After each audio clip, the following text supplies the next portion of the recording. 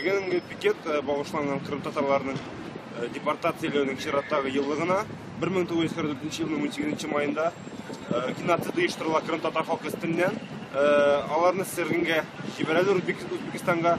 Шунда елда көппен Крым татарлары өліп қала. Бүгін кімде көппен Крым татарлары кері туған яқларына қайта алмады. Түрлі сәбеплер арқасында біз шыны еске алып, чөнки біз татарлар, біз бір халық, біз бірден халық, һәм дә біз үзебезнең аларның кайгысын уртаклашырга җыелдык бүген мәйданга. Чөнки безнең аларның кайгысы ул безнең кайгы, аларның авыртуы безнең авырту. Шуңа күрә аларның кайгысын уртаклашып, аларга теләктәшлек күрсәтеп чыктык бүген мәйданга.